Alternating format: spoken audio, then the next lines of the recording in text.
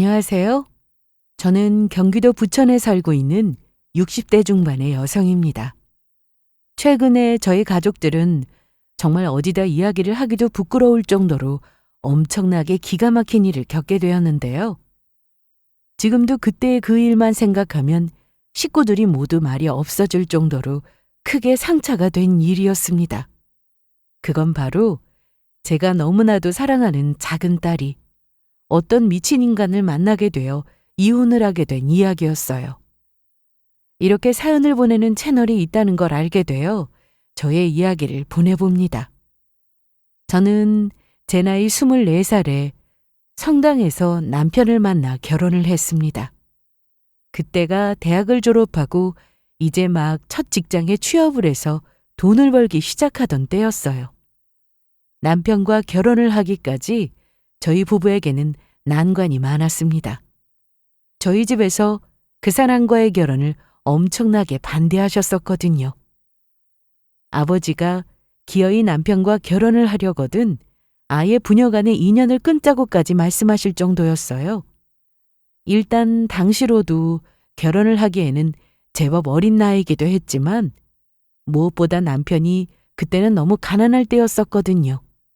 다행히도 결혼해서 살면서 살림살이가 많이 나아졌지만 그때는 말도 못할 정도로 형편이 어려웠습니다. 결국 부모님의 반대를 이기지 못해서 저희는 잠시 헤어지기도 했었는데요. 그것도 몇 달 후에 도저히 보고 싶은 마음을 참을 수가 없어서 다시 부모님 몰래 만나기 시작했죠. 결국 결혼 허락을 받게 된 것은 첫 아이를 임신하고 나서였습니다.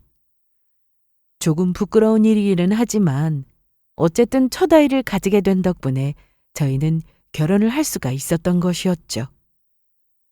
결혼식을 올리던 날 하늘이 무너지기라도 한 것처럼 펑펑 우시는 부모님 앞에서 저희는 맹세했습니다. 절대로 걱정하시는 일 없도록 무조건 잘 살겠다고요. 그리고 그 약속을 지키기 위해서 남편과 저는 정말로 열심히 살았습니다. 막 취업을 했었던 남편도 밖에 나가서 열심히 돈을 벌었고 모든 것이 다 서투르기는 하지만 딸아이를 낳고 나서 부모로서도 최선을 다하기 위해 노력했고요. 그런 저희의 노력에 나중에는 저희 부모님도 사위를 따뜻하게 받아들여 주시더라고요. 결혼한 지 3년이 지난 뒤에 저는 또 둘째 아이를 낳았습니다. 이번에도 예쁜 딸아이였어요. 제가 살면서 했던 많은 선택 중에서 가장 잘한 것이 바로 남편과 결혼한 일이었습니다. 남편이 없었더라면 저는 영영 이런 행복도 느껴보지 못했겠죠. 두 딸들도 품에 안아보지 못했을 거고요. 아이들이 커가는 모습을 보면서 남편과 함께 늙어가는 것은 제가 느낄 수 있는 최대치의 행복이었습니다. 내가 네 배로 낳았지만 정말 둘 다 성격이 왜 이렇게 다르지? 가끔씩 눈으로 보면서도 신기할 때가 있어. 은지는 독립적인 게 날 닮았잖아. 은수는 호기심 많은 게 당신을 닮았고. 그런가?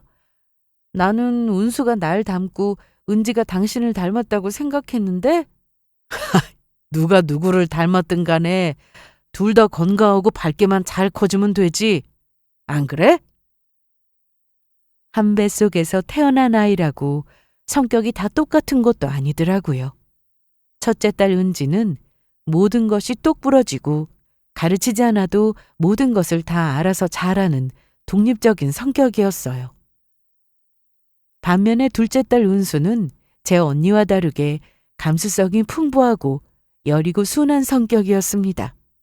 신기할 정도로 둘 다 정반대인 성격이었죠. 그런 딸들의 모습을 지켜보면서 남편과 가끔씩은 우리가 만약에 셋째를 낳으면 그 애는 어떤 성격일까 하는 농담을 해보기도 했습니다. 여기서 아이를 더 낳을 여력도 기력도 없어서 가끔 하는 상상만으로 그치기는 했지만요. 어쨌든 저희는 그렇게 평화롭고도 즐거운 나날들을 보내고 있었습니다. 그 사고가 있기 전까지는요. 폭우가 쏟아지던 어느 날 저녁, 저는 정말 거짓말 같은 전화 한 통을 받게 되었습니다. 박종용 씨 아내분 되십니까? 네? 네, 맞는데요. 무슨 일이시죠? 지금 박종용 씨가 사고가 크게 나서요. 빨리 병원으로 와주셔야 할 것 같습니다. 사고요?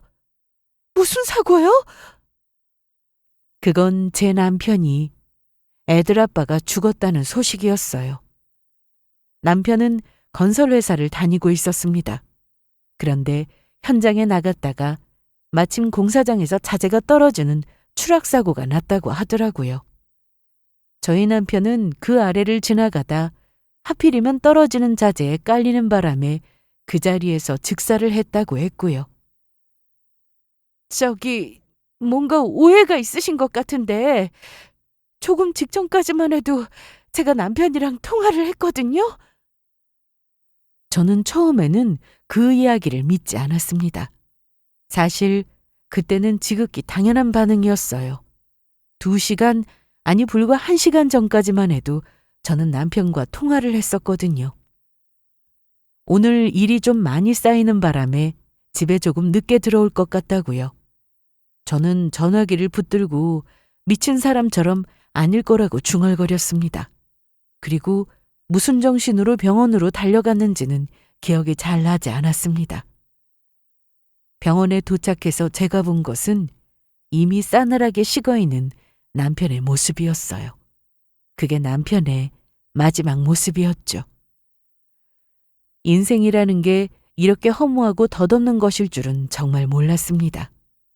좋은 시절은 눈 깜짝할 사이처럼 지나가기 마련이라는 이야기를 많이 들었지만 저는 그 시절이 이렇게까지 짧을 거라고는 생각하지도 못했고요. 그렇게 떠나간 뒤로 저는 딸아이 둘을 홀로 키우며 매일매일을 고군분투했습니다. 그때 큰애는 겨우 고등학생이고 작은애는 아직 중학생이었어요. 그나마 그 사고가 회사에서는 산재 처리가 되어서 보상금이 많이 나왔고 또 따로 나온 보험금이 있어서 살아가는 데는 그리 어렵지는 않았습니다.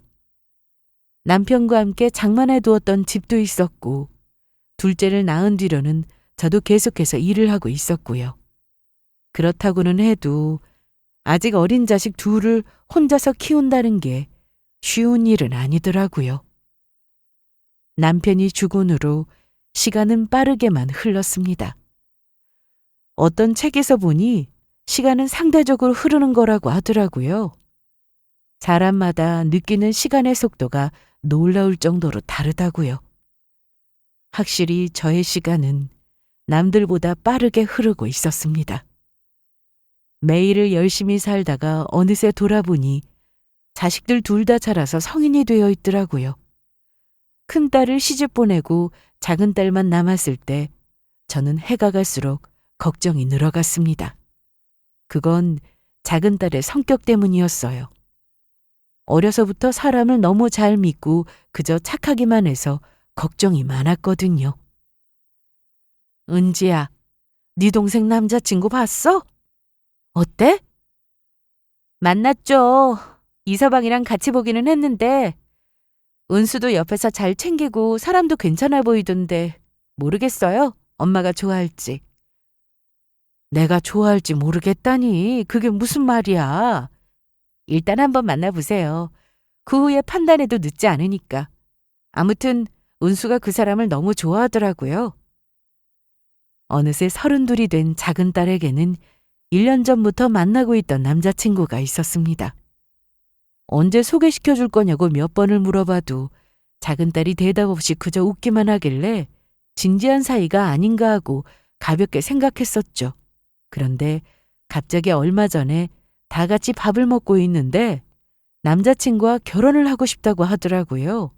정말이지 폭탄 같은 선언이었어요. 제가 당황스러워서 아무 말도 하지 않고 있자 눈치를 보고 있던 큰딸이 먼저 나서더라고요. 본인이 사위와 함께 먼저 그 사람을 만나보겠다고요. 사실 제가 당황스러워했던 이유는 따로 있었습니다.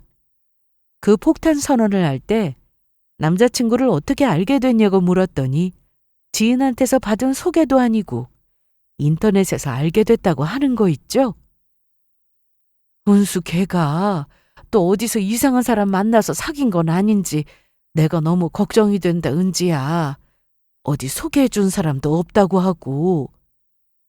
엄마, 요즘은 시대가 바뀌어서 인터넷에서도 많이 만나고 그래요. 따지고 보면 저랑 이서방도 인터넷에서 만난 거잖아요. 온라인 동호회에서 만난 거니까. 은수가 너무 순에 빠지기는 했는데 그건 별개고요. 아휴, 그러니? 아무튼 알겠다.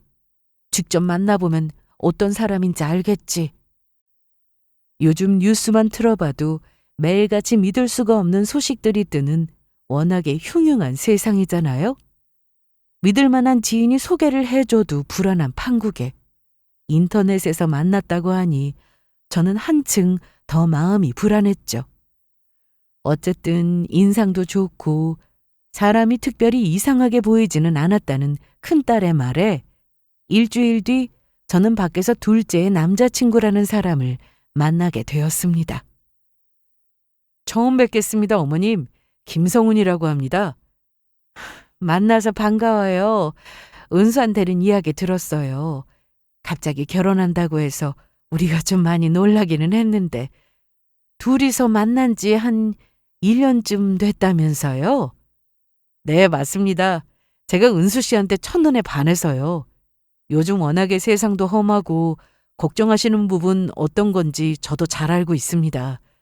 염려하시는 일 없게 제가 잘하겠습니다. 작은 딸의 남자친구는 걱정했던 것과 다르게 첫인상은 마음에 들더라고요. 생긴 것은 둘째치고 말도 아주 잘하고 어른 앞에서 예의도 바르고 성격도 시원시원한 게 괜찮아 보였고요. 그 짧은 식사 자리에서도 은수한테 잘하는 게 보였습니다. 은수가 먹고 싶다는 눈짓을 보내기도 전에 척척 알아듣고 멀리 있는 음식을 다 떠다주고 앞접시나 물 한 잔 새로 가져오는 것도 자기가 벌떡벌떡 일어나서 다녀오더라고요. 식당 안에 에어컨 바람이 너무 춥지는 않은지 아니면 너무 덥지는 않은지 살뜰하게 작은 딸을 챙기는 모습이 인상적이었습니다. 예전에 저와 남편을 보는 듯 하더라고요. 제 남편도 항상 저를 따라다니면서 저렇게 챙기고는 했었거든요. 하지만 저는 그 식사 자리가 끝난 후에 은수에게 반대의 의사를 밝혔습니다. 제가 이 결혼을 반대하게 된 이유는 따로 있었어요. 그건 은수 남자친구의 직업 때문이었습니다. 경찰이라니? 너무 위험한 일 아니니? 절대로 안 된다. 엄마 생각하시는 것만큼 위험한 일 아니에요. 그 사람은 TV에 나오는 강력반 형사처럼 범죄자랑 얽힐 그런 일을 하는 것도 아니고요. 암튼 안 된다. 어쨌든 위험할 확률이 보통 사람보다 높은 건 맞잖니. 그런 험한 일은 안 해도 사람 앞일이 어떻게 될지는 모르는 세상이야. 그런데 굳이 뭐하러 경찰 일 하는 사람을 만나? 너 남편 없이 사는 게 얼마나 힘든 건지 엄마 보고도 모르겠어? 글쎄, 직업이 경찰 공무원이라고 하더라고요. 저는 그 이야기를 듣자마자 깜짝 놀랐습니다. 자식이 평범한 직장을 다니는 보통 사람을 만나기를 바라는 건 어느 부모에게나 마찬가지 아니겠어요? 내가 너한테 많은 걸 바라니? 그냥 여러모로 너랑 비슷한 평범한 사람 만나서 네가 자식들 낳고 행복하게 사는 모습 보는 거, 그게 엄마한테 남은 유일한 꿈이야. 그러니까 왜 반대하시냐고요. 저 그 사람이랑 행복하게 잘 살 수 있어요. 엄마도 남자친구 마음에 든다고 하셨었잖아요. 그거야 경찰이라는 소리를 듣기 전이었지. 네 언니가 왜 그런 소리를 했는지 이해가 가는구나. 당장 정리하고 다른 사람 만나. 엄마. 매정하게 들릴지는 몰라도 저도 어쩔 수가 없었습니다. 저는 평생 이해가 안 될 줄 알았었는데 그제서야 결혼할 때 반대를 했던 저희 부모님 심정이 이해가 가더라고요. 차라리 너무 돈이 없다고 했거나 또 다른 문제가 있다고 했으면 이렇게까지 반대하지는 않았을 겁니다. 그런데 다른 것도 아니고 위험한 일을 한다는 말에는 도저히 허락을 해줄 수가 없더라고요. 이것 때문에 딸이 저를 원망한다고 해도요. 당연히 집안은 뒤집어졌습니다. 작은 딸은 절대로 헤어질 수가 없다면서 울고불고 난리가 났고요. 큰 딸은 옆에서 한숨만 쉬고 있었습니다. 직업을 듣는 순간 자기도 어쩐지 이렇게 될 것 같다는 생각을 했다고 하더라고요. 그 이후로 은수와 저도 한동안 냉전의 시기를 거쳤죠. 하지만 자식 이기는 부모가 없다고들 하는 말이 딱 맞더라고요. 시간이 지나 결국에는 저도 두 손을 들고 허락을 해줄 수밖에 없었습니다. 작은 딸의 성화에 못 이긴 것도 있었지만 그 이후로 딸의 남자친구가 보여준 모습들 때문이었어요. 은수 남자친구는 딸한테도 그리고 저한테도 참 잘했거든요. 제가 결혼을 반대한다는 말을 듣고도 본인은 다 이해를 한다면서 제 마음을 돌릴 수 있도록 자기가 더 열심히 잘하겠다는 대답만 하더라고요. 그리고 정말로 그 대답처럼 잘했습니다. 제가 좋아한다는 이야기를 듣고 영덕까지 가서 대게를 사오기도 했고, 감기에 걸려서 입맛이 없을 때는 매일같이 죽이랑 간식거리들을 문 앞에 두고 가기도 했어요. 거기다 한동안 제가 다리를 다치는 바람에 다니는 병원이 있었거든요. 병원이 멀지는 않았는데 위치가 조금 애매한 곳이라서 버스 내리는 곳도 멀고 택시도 잘 안 잡히더라고요. 그런데 은수 남자친구가 매번 불편한 기색도 없이 와서 저를 병원까지 태워다 줬고요. 말도 얼마나 예쁘게 하는지 가끔씩 장문의 메시지를 보내서 제 안부를 묻기도 했습니다. 솔직히 말해서 저는 사위 될 사람이 저한테 잘하는 것까지는 바라지도 않았어요. 우리 은수한테만 잘하고 잘 챙겨준다면 더 바랄 게 없겠다 싶었거든요. 그런데 저한테도 이렇게 잘하는 사람이었으니 우리 딸한테는 얼마나 더 잘했겠어요. 몇 달간을 옆에서 지켜보니 더 말할 필요가 없겠다 싶더라고요. 은수한테 들었는데 부모님이 다 돌아가셨다면서요? 네, 어머니는 제가 아주 어릴 때 돌아가셨고 아버지도 어머니 돌아가시고 몇 년 뒤에 돌아가셨습니다. 얼마나 고생이 많았을까. 앞으로는 이제 한 식구가 될 테니까 우리 잘 지내봐요. 나도 아들 하나 생겼다고 생각할 테니까. 엄마, 감사합니다. 제가 정말 잘하겠습니다. 제 말에 은수 남자친구는 물론이고 우리 은수도 깜짝 놀라서 눈물이 글썽글썽 하더라고요. 최근 들어 제 마음이 많이 풀어진 것 같기는 했지만 이렇게 빨리 결혼을 허락해 줄 거라고는 생각하지 못한 모양이었습니다. 울고 있는 두 사람의 손을 양손에 꼭 붙들고 한참을 쓰다듬었어요. 그렇게 두 사람은 결혼을 하게 되었습니다. 그런데 결혼을 하려고 보니 또 한 가지 문제가 있더라고요. 그건 둘째 사위가 모아둔 돈이 너무 없었다는 사실이었습니다. 공무원 월급이 박봉인 거야 저도 알고 있었는데 실제로 듣고 나니 정말 상상을 초월할 정도로 짜더라고요. 어릴 때 조실부모한 탓에 부모 도움 없이 혼자서 살아가느라 많이 힘들었다고 했고요. 그동안 생활비도 스스로 마련하느라 항상 아르바이트를 하면서 살았다고 하더라고요. 학자금도 본인이 취직한 후에 한 푼 두 푼 모은 월급으로 갚느라 정작 결혼자금으로 모아둔 돈은 많이 없다고 했고요. 하지만 앞서 제가 말씀드렸었던 것처럼 돈은 큰 문제는 아니었습니다. 어디 아픈 곳 하나 없이 몸도 건강했고 앞으로 별일이 없는 한 정년까지 근무할 직장도 있었으니까요. 둘이서 열심히 살다 보면 돈은 언젠가는 모이는 법이었습니다. 결혼식이야 없으면 없는 대로 분수에 맞게 간소하게 치르면 될 일이었고 대신 당장 결혼해서 살 집이 없다고 하니 전셋집은 제가 마련해 주기로 했어요. 사위가 너무 기뻐했던 것은 말할 필요도 없었죠. 두 사람이 결혼한 이후로도 크게 달라진 것은 없었습니다. 둘째 사위는 여전히 우리 딸에게 다정하고 자상한 남편이었어요. 결혼하기 전에도 이것보다 더 잘할 수가 있나 싶게 잘했지만 결혼하고 나서는 정말 더 잘하더라고요. 아이고, 김서방은 네가 아직도 그렇게 좋은가 보다. 좋아서 어쩔 줄을 모르네. 엄마, 말도 마세요. 옆에서 보는데 얼마나 눈꼴이 시린지. 얘네 신혼집에 놀러 갔더니 운수에는 손 하나 까딱 안 하고 앉아만 있고 제부만 혼자서 왔다 갔다 바빠서 난리더라니까요. 은수가 뭐 좀 하려고 하면 그냥 가만히 앉아 있으라고만 하고. 안 그래도 내 친구들이 우리 남편이랑 나 보더니 혹시 공주랑 머슴이냐고 묻더라고. 전혀 과장이 아니라 제가 보기에도 정말로 그랬습니다. 둘째 사위가 불면 날아갈까 쥐면 부서질까 우리 운수를 거의 딸처럼 키우더라고요. 사위가 딸을 그렇게 좋아한다는데 엄마인 저로서는 너무 고마운 일이 아닐 수 없었습니다. 아빠가 일찍 세상을 떠나는 바람에 부족하게 받았던 사랑을 대신 남편이 채워주는구나 싶더라고요. 저는 불안했던 마음을 그때서야 한시름 놓을 수 있었습니다.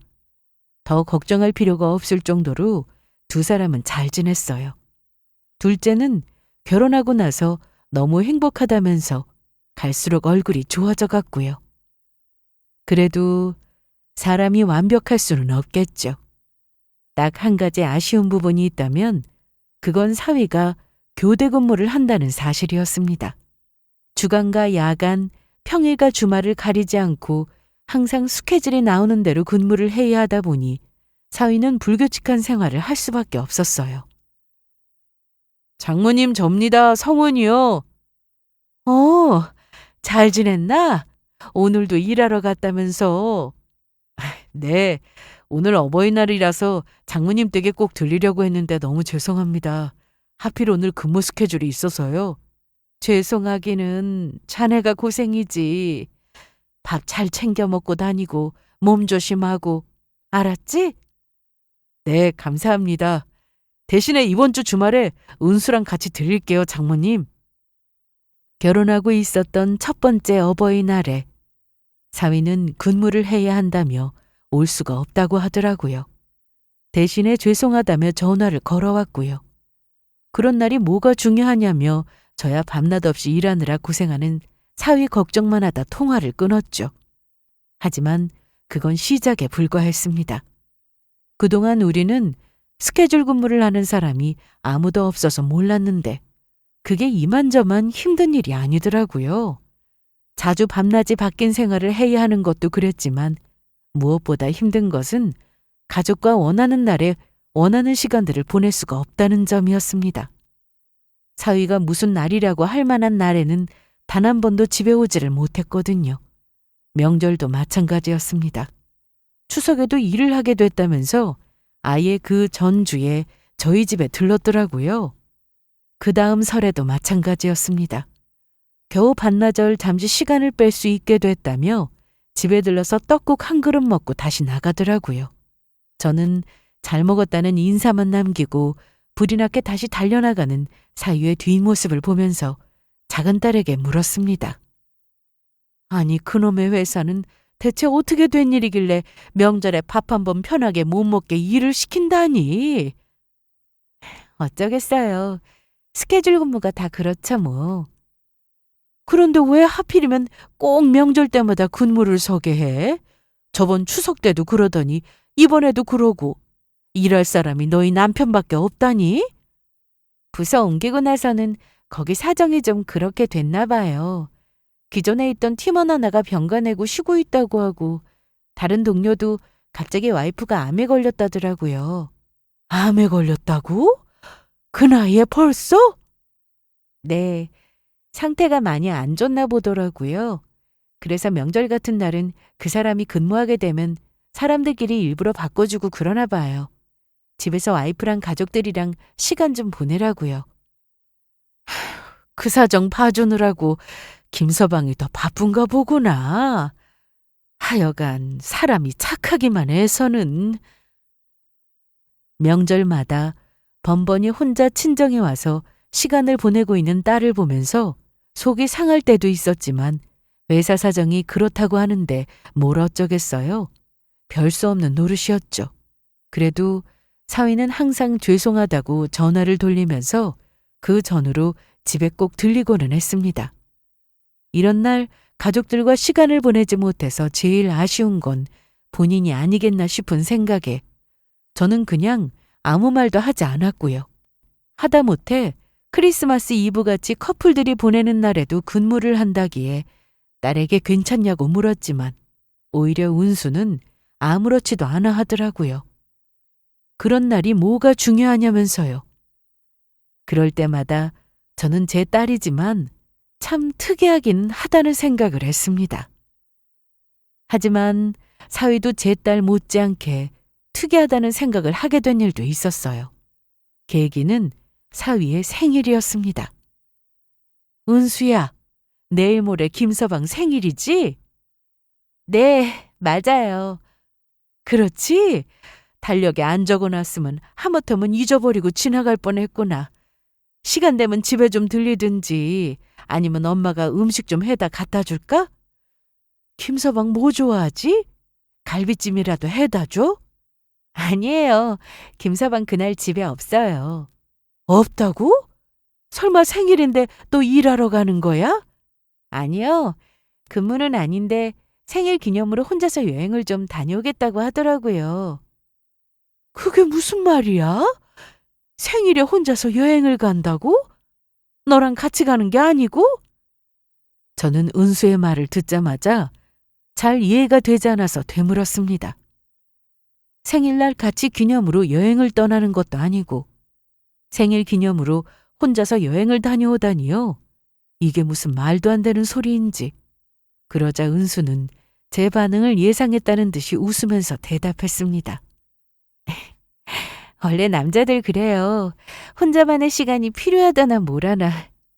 생일 선물 뭐가 갖고 싶냐고 물었더니 생각도 정리할 겸 혼자서 여행 한번 다녀오고 싶다고 하더라고요. 저 만나기 전에도 원래 혼자 여행 다니는 게 좋아하는 사람이었어요. 아니, 아무리 그래도 그렇지. 왜 여행을 혼자서 다녀? 내가 옛날 사람이라서 그런가. 요즘 사람들 생각은 가끔씩 정말 이해를 못하겠다니까. 저는 둘이서 하도 깨를 먹고 좋아 죽길래 여행이고 뭐고 항상 붙어 다니는 걸 선호하는 줄 알았거든요. 그런데 사위가 아무리 딸을 좋아해도 이런 건 또 별개의 문제인 모양이더라고요. 저는 이해가 되지 않아서 큰딸에게 물었습니다. 너는 이게 이해가 되니? 생일에 혼자 여행을 간다는 게? 좀 특이하기는 한데 그럴 수는 있죠 뭐. 제 친구 중에도 신랑이랑 여행 스타일이 안 맞아서 혼자 다니는 사람들 많아요. 아니면 각자 성향이 맞는 친구들이랑 여행만 따로 다니거나. 그래? 참나. 김서방은 보니까 가정적인 것 같으면서도 은근히 독립적인 성격이더라고. 남자들 거의 다 그래요. 결혼하고 나서는 와이프가 친정에 간다 그러면 그렇게들 좋아한다고 하잖아요. 본인들 휴가라고. 혼자만의 시간이 필요한가 봐. 내 딸이지만 은수도 참 독특하기는 한데 가만 보면 김서방도 마찬가지인 것 같더라. 아이고 당연하죠. 그러니까 둘이 잘 맞아서 결혼했겠지. 한 사람만 특이하면 답답해서 어떻게 살아? 그러고 보니 은수가 얼핏 지나가는 말로 김서방의 젊은 사람답지 않게 특이하다는 말을 했던 게 생각이 났습니다. 사위가 사진을 찍는 것도 싫어하고 찍히는 것도 싫어한다고 하더라고요. 사진 찍는 걸 싫어하는 사람이야 생각보다 많으니 그러려니 하는데 그 흔한 SNS 계정 하나 없다고요. 제가 다른 건 다 잘 몰라도 요즘 젊은 사람들이 개인 계정 하나씩은 무조건 가지고 있다는 건 알고 있었거든요. 우리 딸들이 워낙에 그런 걸 좋아하기도 했고요. 하다못해 요즘은 유치원에 다니는 어린아이들도 하는 게 그거라고들 하던데.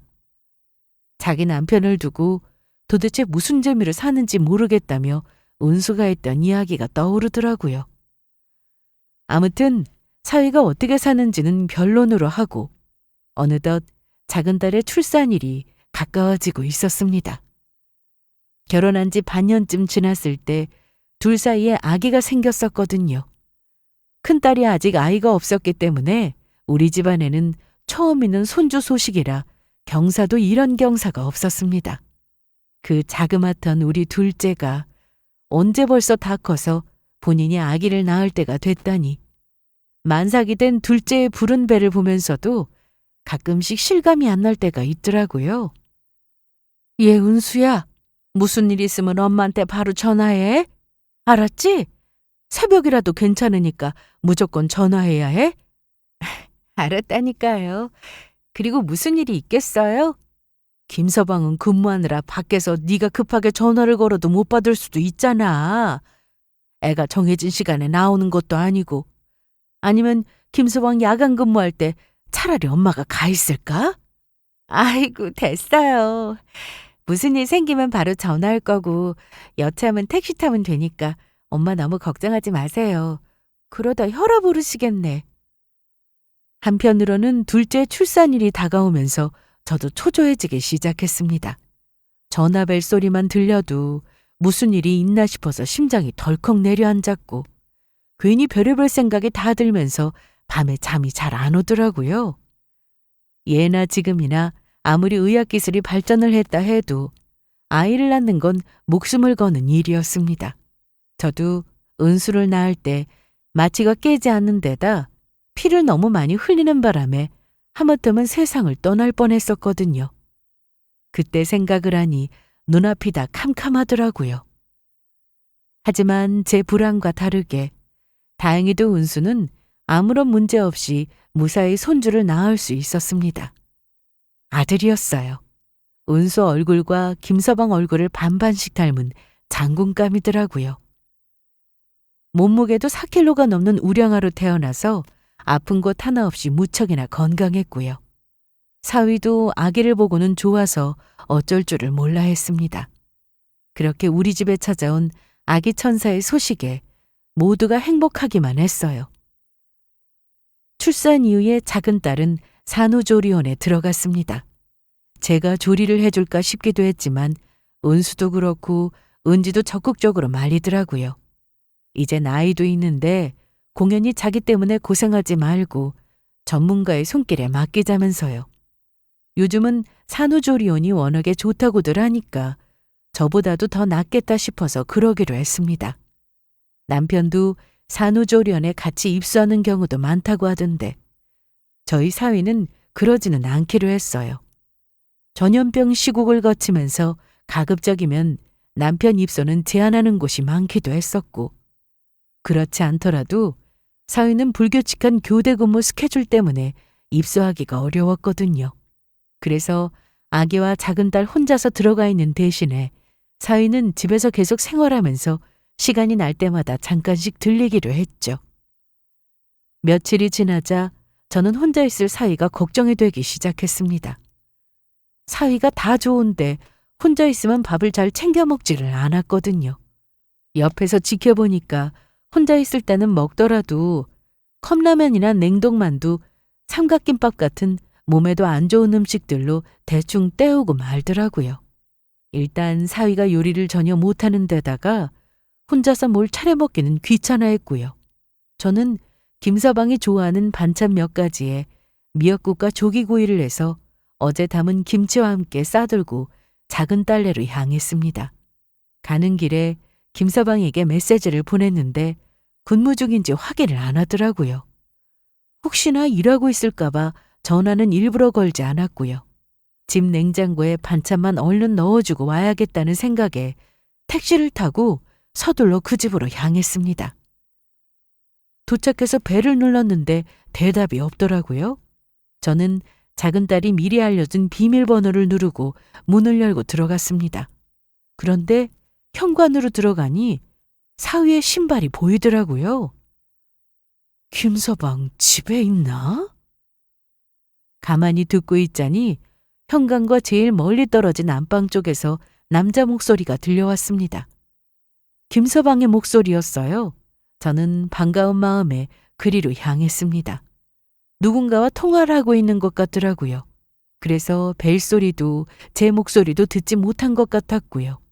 저는 전화 통화를 방해하지 않고 일단 냉장고에 반찬을 넣어주려고 부엌 쪽으로 향했습니다. 아니, 그러려고 했어요. 장모님, 죄송한데 출장이 길어져서요. 다음에 찾아뵐게요. 장모님이라는 그 단어에 저는 깜짝 놀라서 뒤를 돌아보았습니다. 하지만 사위는 여전히 누군가와 통화를 하고 있었어요. 사위가 말하는 그 장모님은 제가 아니었습니다. 저는 순간적으로 숨이 멎는 것 같은 느낌이 들었어요. 심장이 덜컥 내려앉더라고요. 이게 도대체 무슨 상황인지 제대로 이해를 하지도 못했지만 그냥 바로 느낌으로 알 수 있었습니다. 뭔가 잘못 돌아가고 있다는 사실을요. 제가 들어서는 안 될 이야기가 나올 것 같다는 느낌도요. 아이고, 그럼요. 저 잘 먹고 잘 지내고 있으니까 아무 걱정하지 마세요. 그나저나 장인어른 건강은 좀 어떠세요? 저번 명절에 뵈니까 살이 너무 빠지신 것 같아서 제가 다 걱정이 되더라고요. 저는 너무 놀라서 입을 틀어막았습니다. 제가 아닌 다른 누군가를 장모, 장인이라 부르고 있는 사위의 목소리가 너무나도 소름이 끼쳤거든요. 그 자리에 돌처럼 멈춰서서 꼼짝도 못한 채로 그러고 있던 저는 이내 기겁을 하고 바로 그 집을 빠져나왔습니다. 작은 딸내에서 정신없이 달려나오고 나니 제 손에는 전해주려고 했던 반찬통들이 그대로 들려있더라고요. 한참을 달려서 아파트 단지를 빠져나오자마자 저는 그 자리에 주저앉았습니다. 도저히 다리에 힘이 풀려서 서 있을 수가 없었거든요. 심장이 어찌나 터질 것처럼 뛰던지 저는 거의 제정신이 아니었어요. 지나가던 사람들이 제 안색을 보고는 깜짝 놀라서 괜찮냐고 물어볼 정도였습니다. 저는 조금 진정을 한 뒤에 곧바로 택시를 잡아 타고 덜덜 떨리는 손으로 친한 친구에게 전화를 걸었습니다. 숙자야, 무슨 일이야? 내가 부탁할 게 있어서. 그 친구의 큰딸이 변호사였거든요. 그것도 이혼을 전문으로 한다는 소리를 들은 적이 있었죠. 작은 딸에게 바로 이 사실을 알릴까 싶기도 했지만 아무래도 아직은 아닌 것 같더라고요. 아기를 낳은 지 얼마 되지도 않아서 아직 몸도 온전하지 않았는데 이런 소식까지 전해 듣게 된다면 은수가 너무 큰 충격을 받을 것 같았습니다. 저는 대신에 친구 딸과 약속을 잡고 만난 뒤에 여차저차한 사정을 모두 설명했어요. 잘 오셨어요. 일단 어떻게 된 사정인지부터 확실히 알아보는 게 우선이니까 사람을 써보죠. 아무래도 직접 알아보시기는 어려울 것 같아서요. 친구네 딸은 정황상 제가 생각하는 사정이 맞을 가능성이 높다며 한숨을 내쉬었습니다. 하지만 뭐가 됐든 일단 사실 확인부터 해야 하고 증거를 모으려고 해도 그게 우선이니 사람을 쓰자고 하더라고요. 요즘은 변호사 사무실에서 바로 흥신소직원과 연결도 된 모양이었습니다. 다 아는 사람이 있다면서 연락해 준 곳에 사위의 뒷조사를 의뢰했어요. 사위 직업이 경찰이니만큼 조사에 더욱 조심해달라는 말과 함께요. 그리고 그로부터 얼마 후 저는 흥신소 직원으로부터 아주 기함을 할 만한 끔찍한 소식을 전해 듣게 됩니다. 사위분이 몇 년 전에 결혼을 이미 하셨더라고요. 뭐라고요? 혼인신고는 하지 않아서 사실혼 관계이기는 한데 그래도 나름대로 결혼식을 올렸고요. 그 아내분은 현재 일본에 있습니다. 일본에 있어서 찾는데 조금 시간이 걸리는 했는데 아내분이 일본에서 유학을 하고 거기서 회사를 다니고 있어서 앞으로 몇 년 동안 떨어져 살기로 했다고 하더라고요. 아무래도 김성훈 씨는 직업 특성상 직장을 옮길 수가 없는 형편이니까요. 저는 두 귀로 듣고 있으면서도 도저히 믿을 수가 없었습니다. 장모님 장인어른이라는 단어를 들을 때부터 마음의 준비를 하고 있었는데도 정말 속에서 피눈물이 나더라고요. 처가는 경기도에 있어서 김성훈 씨가 혼자서 자주 왔다 갔다 한 것 같고요. 그리고 명절에는 일본에 있는 아내가 한국에 들어와서 같이 처가에 다녀오곤 했습니다. 그게 사실이에요? 와, 그럼 그 미친 인간이 그동안 무슨 날마다 일한다고 핑계댔던 게 다 거짓말이었던 거네요. 지 본처 만나느라고. 저와 함께 소식을 들으러 왔던 큰딸은 흥분한 나머지 자리에서 벌떡 일어나 소리를 질렀습니다. 얼마나 흥분을 했던지 목덜미며 온 얼굴이 새빨개질 정도로 화가 나서는요. 저는 이제야 그동안 있었던 모든 일들이 다 이해가 되기 시작했습니다.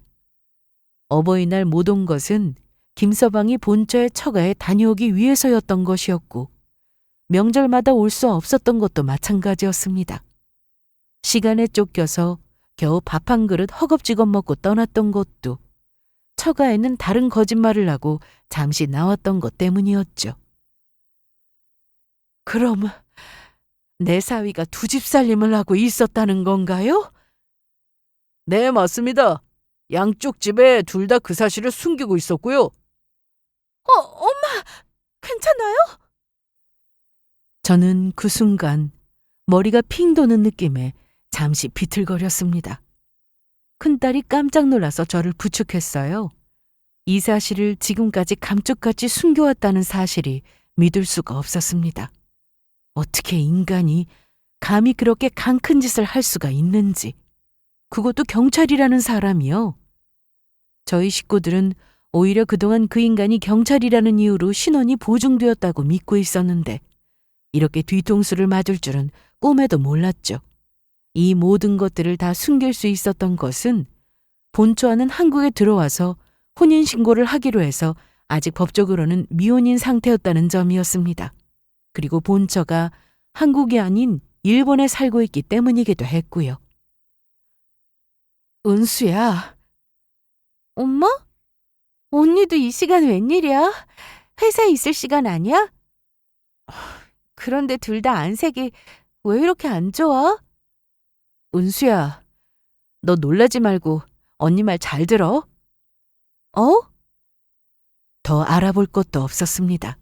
저는 그날 바로 산후조리원으로 가서 작은 딸을 만나 이 모든 사실을 알렸습니다. 뭐라고 말을 해야 좋을지 고민을 했지만 도저히 달리 설명할 말이 없더라고요. 작은 딸은 그날 먹은 것들을 죄다 개어낼 정도로 큰 충격을 받았습니다. 그러고는 한참을 그 자리에 앉아서 눈물만 뚝뚝 흘리고 있더라고요. 아무 말도 없이요. 그렇게 1시간쯤을 더 지났을까요? 작은 딸이 결심을 했는지 고개를 끄덕였습니다.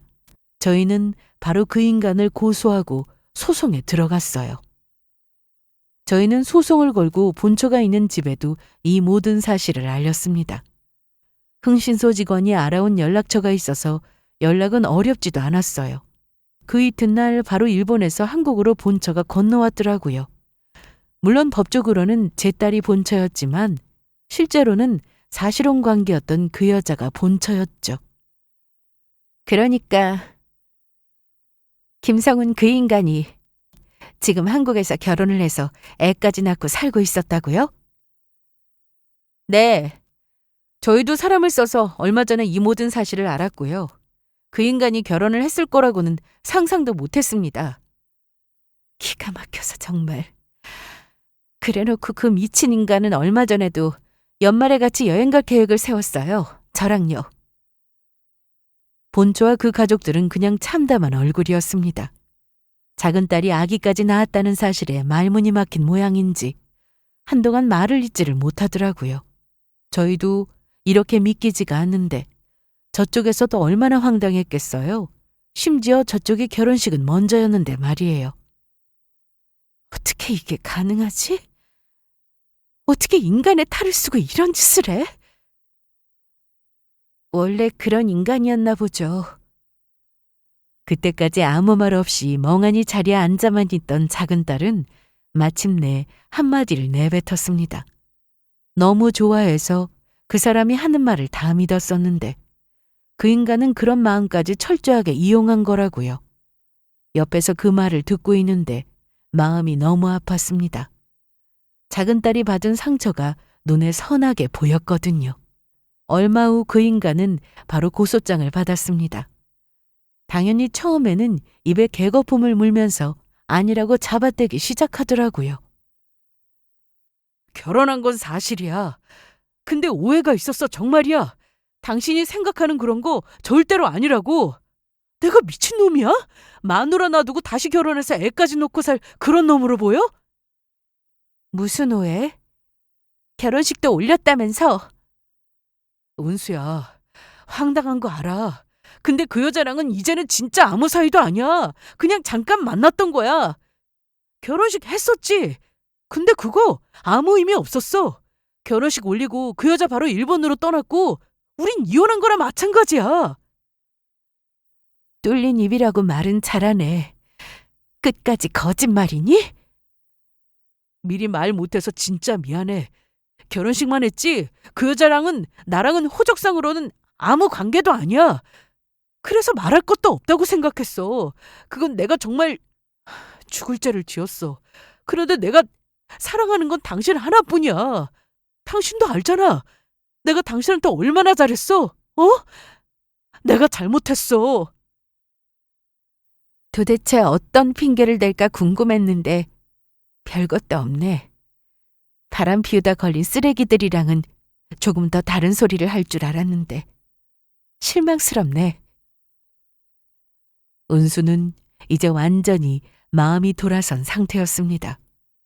비록 은수가 마음이 여리기는 해도 어릴 때부터 한 번 돌아서면 끝장을 보는 아이였어요.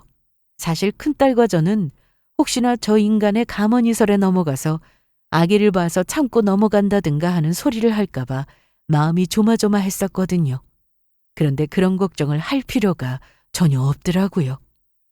그 인간은 아기를 들먹이며 협박도 해보고 애원도 해보고 그대로 눈앞에서 뛰어내리겠다며 자살쇼를 하기도 했습니다.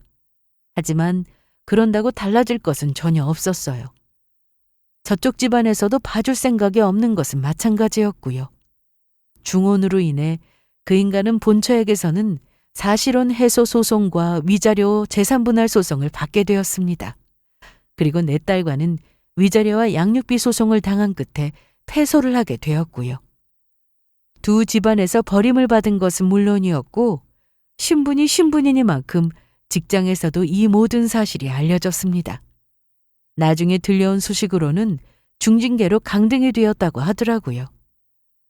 결혼하던 시점에 근무지를 이동하는 바람에 새 직장 동료들은 기혼 여부만 알고 있지 본처 얼굴은 전혀 모르고 있었더라고요. 그래서 제 딸이 본처인 줄로만 알고 있었고요. 일단 강등이 되면 앞으로 승진은 영영 물 건너간 일이라고 들었습니다. 파면을 당해도 속이 시원하지는 않았지만 그나마 중징계를 받았다니 조금이나마 위로가 되더라고요. 그리고 이 모든 짓을 벌인 이유를 저희는 나중에 재판에서 듣게 되었어요. 제 재산 때문이었다고 하더라고요. 단순히 돈 때문에 이런 짓을 벌였다고 치기에는 얼마 되지도 않는 돈이었는데 기가 막혔죠. 그러다 나중에는 착한 은수가 정말로 좋아져서 아이까지 낳고 살게 된 거라고 했고요. 어디까지가 진실이고 어디까지가 거짓인지는 알 수가 없지만 뭐가 사실이라고 해도 이제는 상관이 없었습니다. 다른 것도 아니고 직업이 경찰이라고 하니 신원이 확실할 거라고 생각했던 게 저의 잘못이다 싶은 생각이 들었어요. 건너 들려온 소식으로는 양쪽 집에서 다 쫓겨난 그 인간이 요즘은 술에 쪄들어 산다는 소식을 들었습니다. 이 말도 안 되는 일들이 다 지나가고 나니 한바탕 정신없는 꿈을 꾼 것만 같았습니다. 그때 반찬을 가져다 주러 그 집에 가지 않았더라면 내 딸은 아직도 아무것도 모른 채 그 인간과 살고 있었겠죠. 그렇게 얼마나 더 속고 있었을지 그 생각만 하면 눈앞이 아찔해지고는 합니다. 이제 운수는 조금 마음의 안정을 되찾았습니다. 저희 식구들도요. 이 일이 완전히 지나가기까지에는 시간이 많이 걸리겠죠. 하지만 비온 뒤 땅이 개는 것처럼 이제는 힘든 일은 다 끝났으니 좋은 일만 있을 거라고 믿고 싶습니다. 들어주셔서 감사합니다.